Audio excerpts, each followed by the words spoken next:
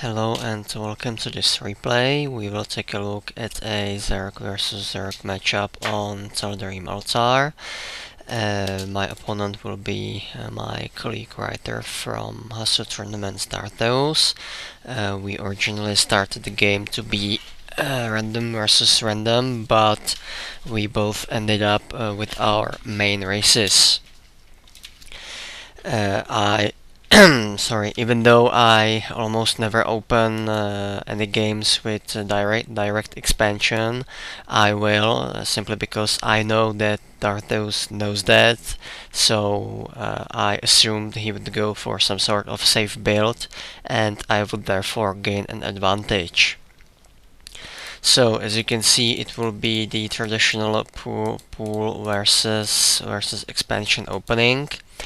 Our roles are usually reversed, meaning that I am the one who attacks and he's the one who is defending. And we will also see that if I were in his shoes, I would probably do a better job, and the other way around. So right now his speed is almost ready.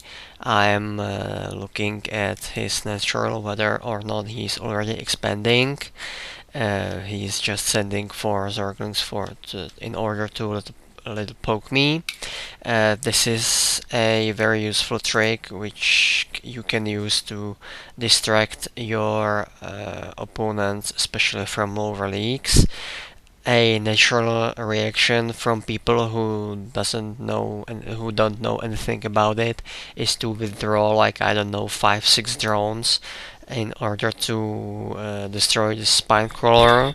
The fact is you need only 3 drones to destroy it before it finishes.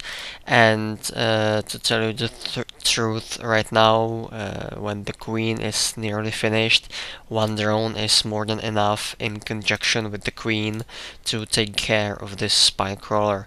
So even if it finished, it would have, like, I don't know, 50 or less hit points, and it would die off rather quickly. So see, 3 drones and a queen.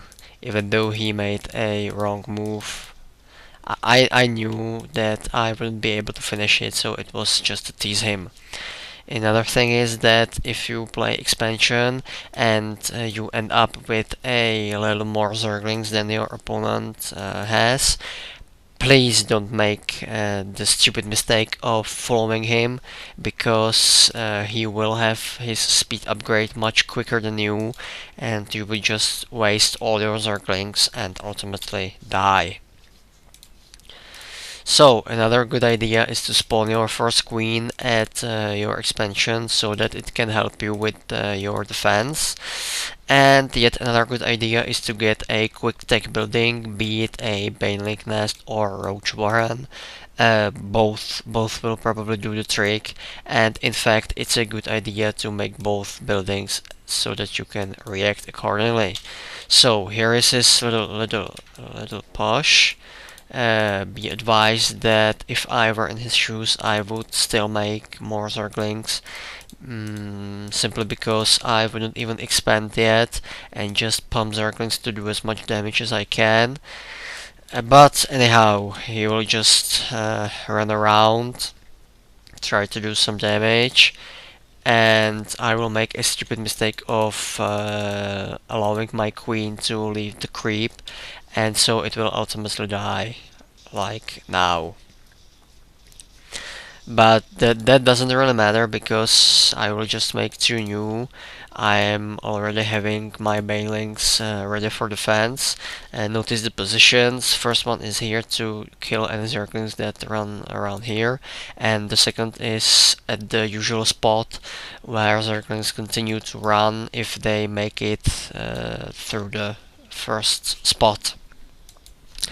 In the meantime, he's got his expansion up and running. See that he even has he had more drones, but we're pretty much equal.